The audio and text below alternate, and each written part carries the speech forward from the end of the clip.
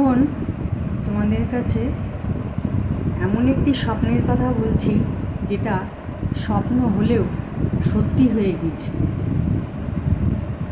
আমি ছোটোবেলা থেকে অনেক স্বপ্ন দেখি, ভয়ে ভীষণ। কোনো সময় দেখি একটা বিকট সাধু এসে আমাকে বালির উপরে আছাড় মেরে দিচ্ছে, আছাড় মারছে, মেরেই যাচ্ছে। আমি ভয়ে চিৎকার করে উঠতাম, আমার মা ডাকতেন, আরে কী হয়েছে, স্বপ্ন দেখেছিস? এরকম। বড় হয়েও এখনও আমার স্বপ্ন দেখার রোগটা রয়েই গেছে। এটা তোমরা রোগই বলতে পারো, কারণ আমার নিজেরও ভালো লাগে না এরকম রোজ রাত্রিবেলায় ঘুমের মধ্যে নানান রকম উল্টো পাল্টা স্বপ্ন দেখতে। কখনো চোর চোর বলে চিৎকার করছি স্বপ্ন দেখে। তা একদিন আশ্চর্য ঘটনা ঘটল। আমি রাতে স্বপ্ন দেখলাম প্রথমে যে মা আর আমি মুর্শিদাবাদে ঘুরতে গেছি। সেখানে মাটির বাড়ি, তারপর গাছপালা ভর্তি গ্রাম।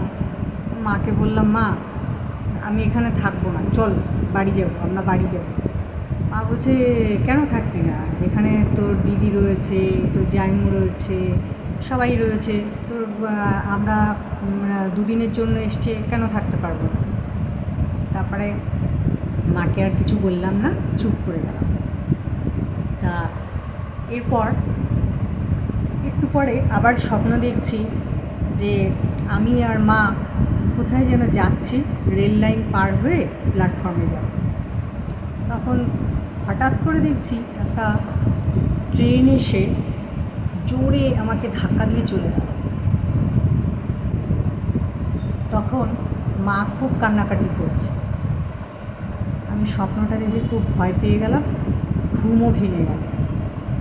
তারপর আবার ঘুমানোর চেষ্টা করলাম, যদিও স্বপ্নটা ভোরবেলাতেই দেখেছি, একটু পরেই সকাল হয়ে গেল।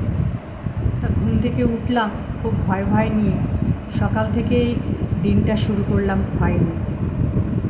তোমরা শুনে আশ্চর্য হবে, অবাক হবে যে যখন দুপুর 12টা বাজে তখন আমি টিভি নিউজে দেখছি যে সত্যি একটি 12 বছরের ছেলে তার মায়ের সাথে রেল লাইন পার হতে গিয়ে অ্যাক্সিডেন্টে মারা গেছে। আমার গায়ের প্রতিটা লোম দাঁড়িয়ে পড়েছে যে আমার স্বপ্নটা এইভাবে সত্যি হয়ে গেল। আমি তো মনে মনে কখনো চাইনি যে এই স্বপ্নটা সত্যি হবে। এই স্বপ্নটা দেখে যে ভয় আমি পেয়েছিলাম, সেই ভয়টা আজও আমার কোনো স্বপ্ন দেখলে আমাকে তাড়া করে বেড়ায়। এই স্বপ্নটা যতদিন বেঁচে থাকবো আমি, ততদিন আমার মনকে তাড়া করে বেড়াবে। এটা তোমাদের কাছে আজকে শেয়ার করলাম।